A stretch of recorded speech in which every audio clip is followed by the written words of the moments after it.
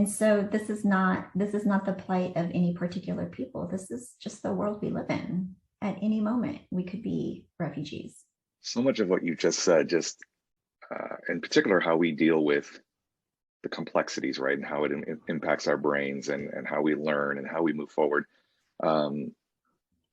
We want easy answers, don't we? We want easy solutions. And when you say both and when you say it's, complex, and when you say that there's multiple stories, it makes it difficult for people, especially for folks who maybe have had additional privileges of not having to grapple with some of those experiences, to just put it aside, right? And maybe try not to think about it. You've described adaptive leadership as central to your work, basically the core of what you do. How does adaptive leadership, adaptive work play into, and how is it necessary for folks to grapple with these complex issues? Because again, we want those easy answers, right? We want an easy solution. Sometimes they're not easy solutions, right? So tell me a little bit about your work with adaptive leadership and how it helps address issues like these. Yeah, I am, I found adaptive leadership later on in my career, I want to say about 10, 12 years ago. And I will say that, and I've been doing this work for a lot longer. And as I was doing the work, none of the frameworks felt right to me. I kept on tweaking them. They felt checklisty, right? like in order to lead, here are the 32 characteristics that you need to have, and the 52 skill sets that you need to do, and all of these things, right? And I'm not knocking on the the drive to increase your skills and to be a better person, right? But as these frameworks were as I was reading through them, the examples of them kept on referring to people who don't look like me with my story, right? Like it always pointed to either larger than life, iconic, legendary leaders like MLK and Gandhi and of that sort, or the top of the position on the organizational chart, and that is limited and also dominated by a very particular demographic that is not mine.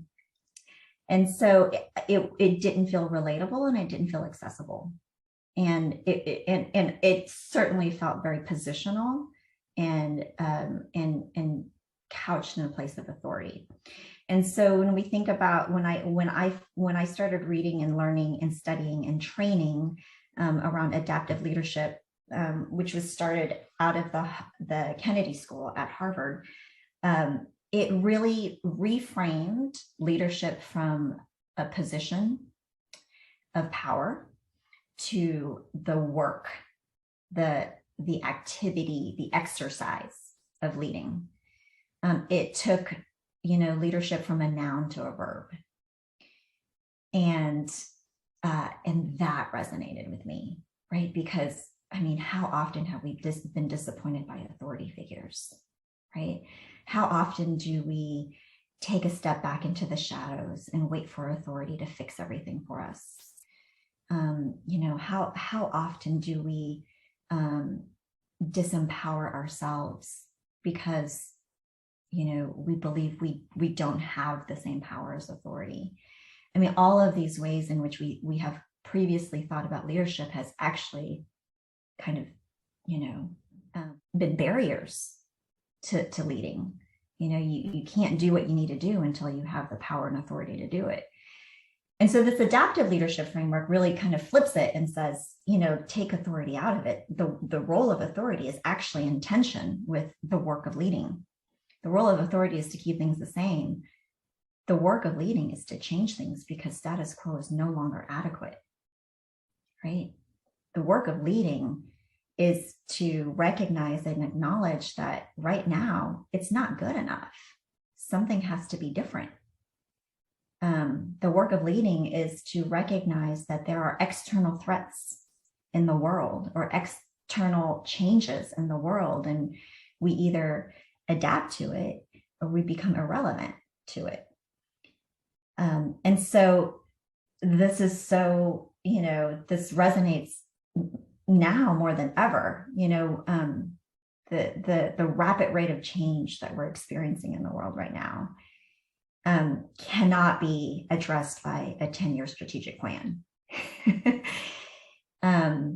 The challenges in systems and in culture and in norms, you either tolerate it or you have to create a lot of, disequilibrium to move it, to change it, to challenge it.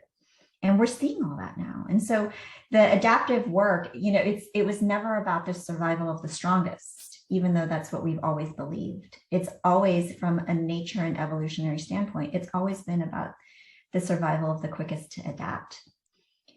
And so I think that that's the work of leading, is to help people acknowledge and address difficult realities and do the work of change.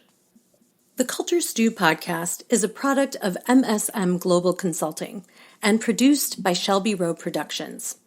Please give us a rating and review on your favorite podcast platform so other people can find us. There are many ways to connect and keep the conversation going with us. Check out our website at www.msmglobalconsulting.com. You can also share your thoughts with us directly by emailing info@msmglobalconsulting.com and putting Culture Stew in the headline.